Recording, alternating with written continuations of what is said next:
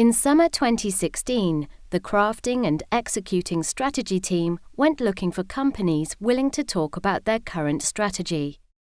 The authors interviewed senior executives from these organizations on video to provide an in-depth insight into how strategy is being practiced right now.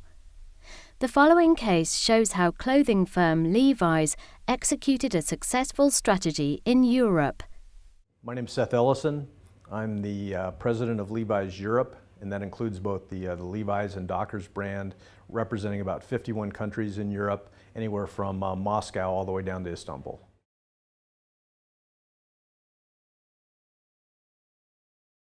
How has Levi's performance changed over the last 5 years?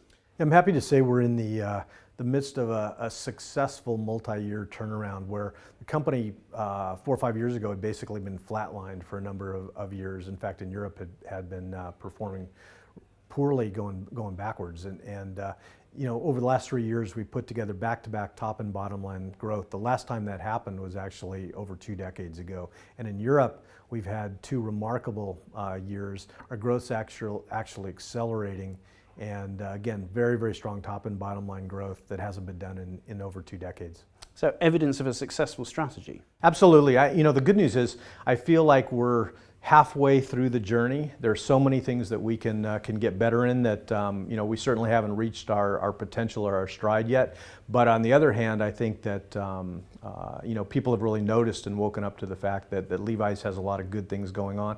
Not just about the financials. I mean, it really, to drive the financials, it's really about the strategy we put in place, the team that we put in place and are now leaning on, and also reestablishing both brands back to the center of culture.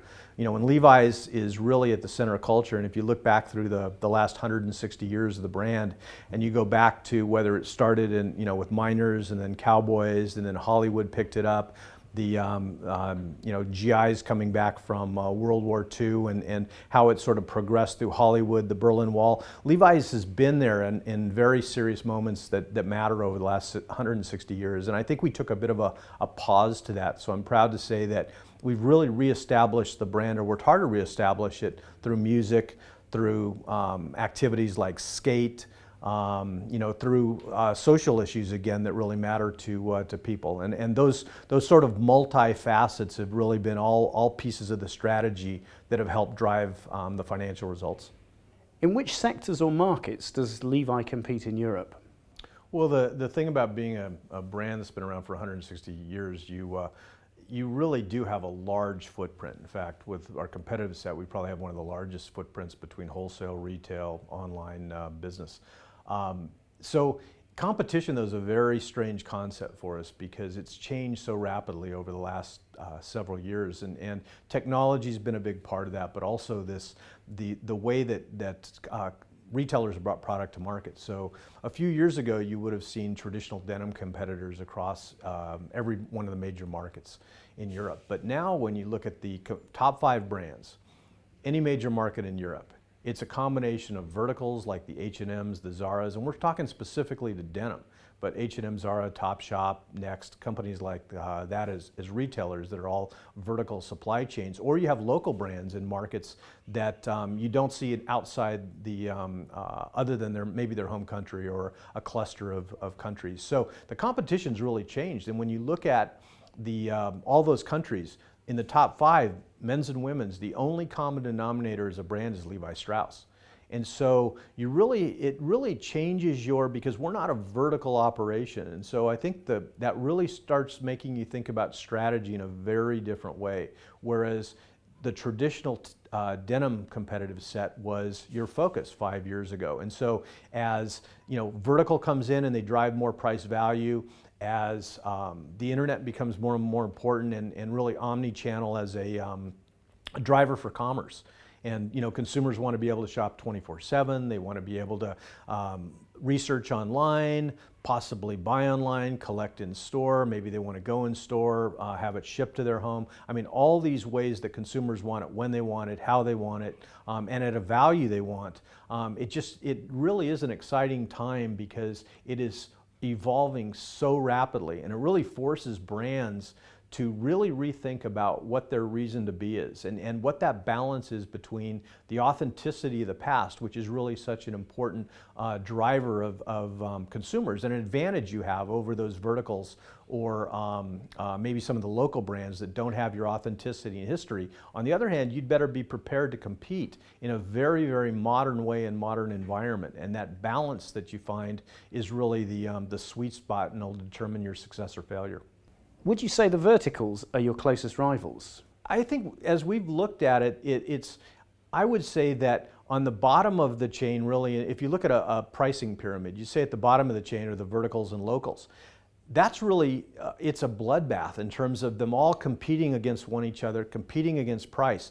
I would say if you as a brand focus too much on those, you'll fail. And the reason is because you're not going to be as fast, you're not going to be as cheap, you're not going to be, they pride themselves in fast fashion. And that's not what a company like Levi Strauss or really a strong brand is about. On the top end, it's putting pressure, and again, it's a declining part of the pricing pyramid where you've got the premium denim competitors, again, a range of maybe 10, 15 brands all competing over a shrinking space. And so at first looking at that pyramid or looking at that situation, you may think, well, are we in no man's land or not? And do we need to go to the premium side or do we need to go to the bottom side?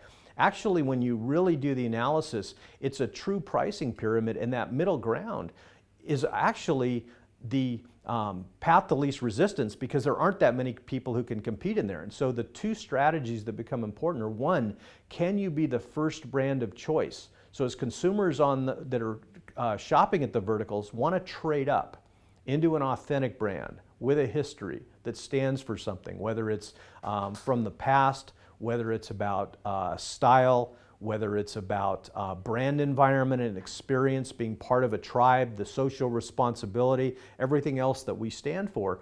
If you're that first brand of choice and you understand pricing elasticity so that you can be within striking distance of their wallet, then you have a reason to be. And on the other side, if you can be the coolest brand out there and really drive great marketing, then you can also be a reason for the people that might have traditionally been shopping at the top to pay less, get a better deal for a cooler brand. And so you have the opportunity to pull from both sides while so many brands are basically going through a bloodbath at the top and bottom of the pyramid. And then as we start to look at share of closet, because Levi's and Dockers have been primarily bottoms business, and you start to say tops, accessories, shoes, all those things that now start to take in wardrobe, that's another revenue stream. And then beyond that, you start to compete with share of wallet, where you start to look at anything from restaurants, entertainment, everything else, and you say, is there a reason that a consumer is going to, instead of going out to another meal,